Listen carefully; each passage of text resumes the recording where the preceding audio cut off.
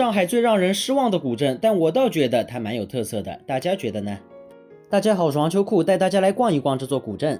好的，朋友们，那么这座古镇呢，位于阿拉上海的内环和外环之间，这地理位置啊，可以说是相当优秀了。不过说起它的知名度啊，可能相比七宝古镇、南翔古镇，这名气啊，可是差了不止一丢丢了。除此之外，我们看到古镇老街上面这个客流量啊，也是稀稀拉拉的啊，不如上海的那几个有名的大古镇。那么这个古镇呢，就是位于普陀区的真如古镇。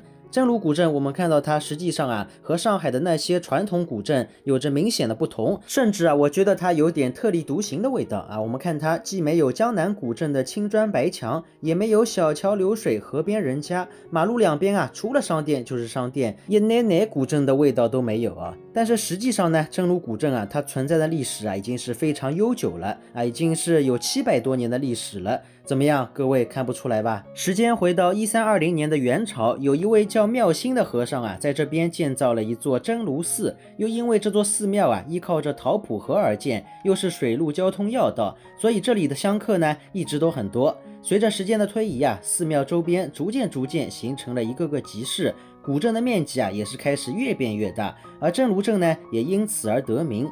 那么要说到真如镇上什么最有名，那就不得不提到真如羊肉了。它也是上海市非物质文化遗产名录里面的。哎呦，这个羊肉我喜欢吃的呀，一会儿拍完视频呢，一定要去吃一碗。当年最鼎盛的时候啊，真如古镇上面居然有30多家羊肉店啊，可以说整条街上面啊都是飘着羊骚气啊。当然看到现在啊，这边的羊肉店呢已经是越来越少了，而且能够做出正宗真如羊肉味道的店家啊也是寥寥无几，多数味道呢也都是有点倒浆糊了。那么除了羊肉啊，真如古镇上面还有杜布和豆制品啊，也是这边的特色啊。这3样东西呢都被称为真如三宝。那么这边也说句题外话啊，真如古镇其实大家都明白的，它的发展啊其实并没有达到预期，甚至被很多人啊称为是被遗忘的角落。确实啊，没有特色，发展缓慢，没有古镇的味道，更像是一条不伦不类的街道。这是我今天逛下来啊对它的一个直观感受。但是我也想说，反过来想啊，没有特色，特立独行，它不也是一种卖点吗？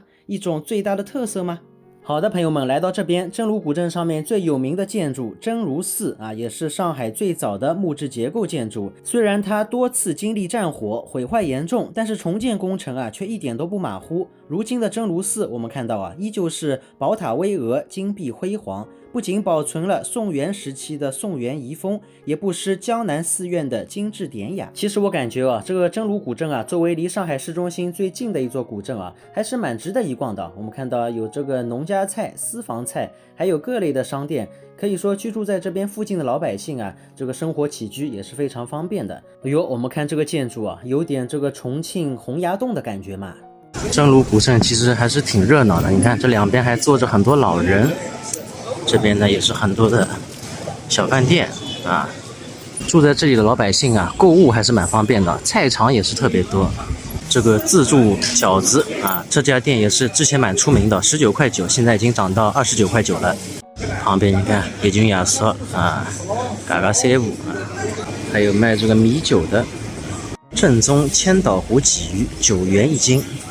真如古镇的快剪理发店，剪发10元啊，蛮便宜的。你看它这边这个古建筑啊，还是蛮多的啊，当然有可能是仿古建筑啊。这里我发现啊，这个冷饮批发特别多啊，不知道什么道理啊。枪饼，老式枪饼。